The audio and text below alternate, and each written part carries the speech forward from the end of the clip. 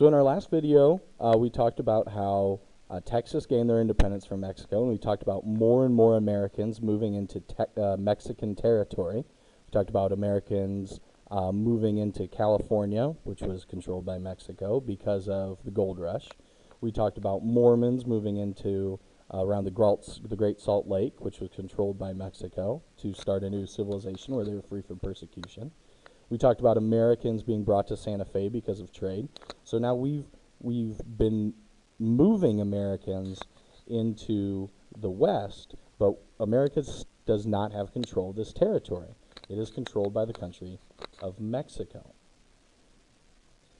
We try to buy New Mexico and California from the country of Mexico, but Mexico continuously denies it. Our president at the time, President Polk, is going to be a strong believer in manifest destiny, and he believes that this should happen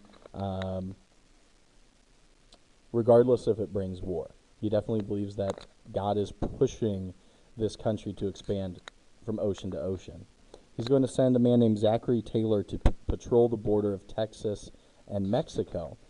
Tyler accidentally crosses into Mexican territory and is attacked by the Mexican army, and this is used as a motivation for war. We then use that, say, oh, they attacked our soldiers. Now it's time that we need to go teach them a lesson. We need to go to war with Mexico. Whether Zachary Taylor really accidentally crossed into Mexico is up for a lot of debate. There are a lot of historians who think that President Polk sent General Tyler into Mexico specifically to try and encourage them to attack him so that he could go to war. General Winfield Scott is the man in put of the charge, capturing Mexico City. This war is completely one-sided, dominated by the United States. Mexico City is captured in a matter of months. The Mexican government is forced to surrender. It is very, very one-sided for America. The results are two treaties from this, though. The Treaty of Guadalupe Hidalgo, which is signed in 1848.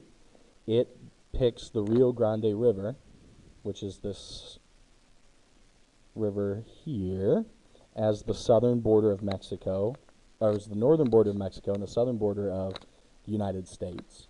And Mexico is then forced to sell California and all of the New Mexico territory for $15 million.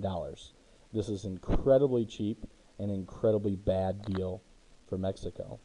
To kind of put it into perspective, a few years later, we go back and we purchase this small stretch of land called the Gadsden Purchase. And that is purchased for $10 million. So we bought everything that was the United States bought everything that was red for $15 million, and just for $5 million less got this little strip of land. So now we have what you think of as the continental America. We have every territory purchased, we have expanded, we have lived up to the manifest destiny, and now we're going to see the results.